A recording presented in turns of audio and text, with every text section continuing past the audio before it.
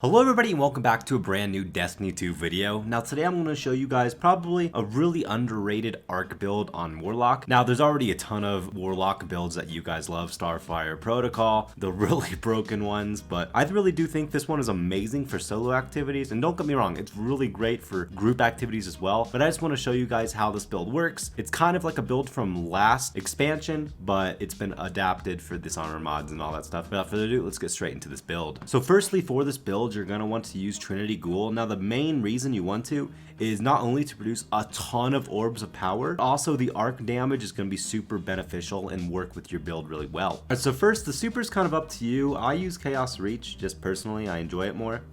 But you're going to want to use Healing Rift because it's going to work really well with the aspect. But Healing Rift, whatever jump you want, I use Chain Lightning and Pulse Grenades. They're probably going to be the best in slot for this build. For the aspects, I use Electrostatic Mind. So defeating targets with arc abilities or defeating jolted or blinded targets creates an ionic trace. And then I use Arc Soul because every time you use a Healing Rift or just normal Rift, whatever, you're going to get this Arc Soul that's going to shoot at adds, and it's really awesome. It does a lot of damage and it's really helpful for this build. So for Fragments, I use Spark of Magnitude. Your lingering arc grenades have extended duration. Your grenades can be better. I use Spark of Discharge. Arc weapon final blows have a chance to create an ionic trace, so this is going to help a lot with your exotic bow. I use Spark of Shock. Your arc grenades jolt targets. Jolting targets is going to help just get multi kills and all that stuff. And then I use Spark of Ions. All right, let's move on to the mods. So for the helmet, you want to use Ashes to Assets twice, because if you don't have an intellect build, you're going to get your super really fast with this, because you're earning your grenades really fast with all the orbs that you're creating.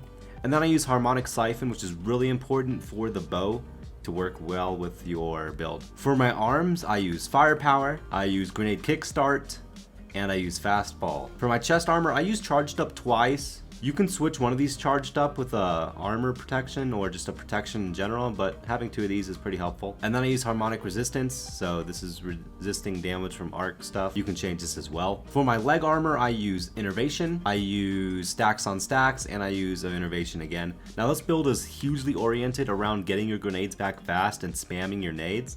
And then lastly, for my bond, I use Bomber twice, and then I use Reaper. So with this build, you're just going to want to be spamming your nades, shooting your Trinity Ghoul to get those orbs really fast, so you get your nade back fast, and just repeat, rinse and repeat, all that stuff. Thank you guys so much for watching. Let me know what you think about this build in the comments down below. I'll see you in a future video. Peace out.